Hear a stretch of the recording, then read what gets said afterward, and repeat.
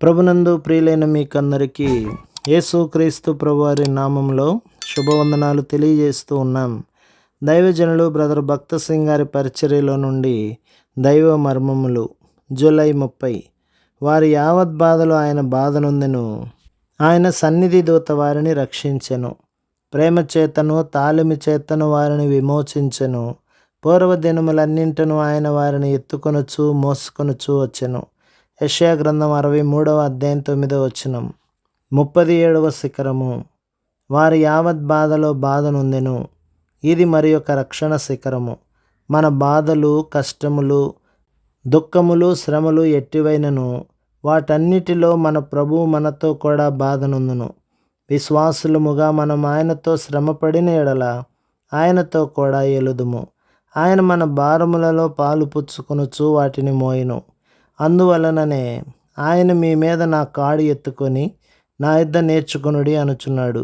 మత్తయి సువార్త 11వ అధ్యాయం 29వ వచనం. సాధారణముగా బండిని లాగుటకై 2 ఎద్దులను వాడుదురు. కుడివైపుననున్న ఎద్దు అధిక భారము భరించుచు కాడిని మోయును.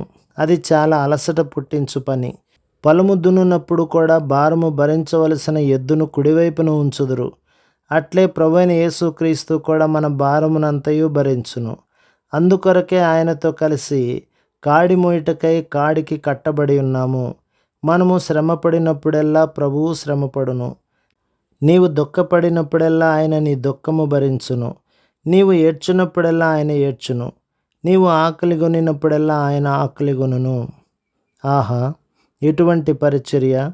వారి యావత్ బాధలు ఆయన బాధనొందెను అని ప్రభువు చెప్పుచున్నాడు. అదే కారణమును బట్టి మనము లేకుండా ప్రభువైన యేసుక్రీస్తు పరలోక విందులో పాలు పొంద నిరాకరించెను. నేను నీ కొరకు వేచి ఉన్నాను, నీతో కూడా శ్రమను భరించెదను, నీ అంతట నీవే ఒంటరిగా శ్రమపడుచున్నానని తలంచుకుము అని ప్రభువు చెప్పుచున్నాడు. ఈ కారణమును బట్టి ఈ భూలోకంలో మనకు సంభవించు ఎట్టి శ్రమనైనను మనము సంతోషముగా భరించగలుగుచున్నాము. అదృశ్యమైన ఆయన దూతలు మనలను శత్రువు యొక్క అనేక అదృశ్య దాడుల నుండి కాపాడును. ఇది అద్భుతమైన రక్షణ శిఖరము. ప్రభు మిమ్మును, మీ కుటుంబమును, మీ సంఘమును దీవించి ఆశీర్వదించునుగాక. ఆమేన్.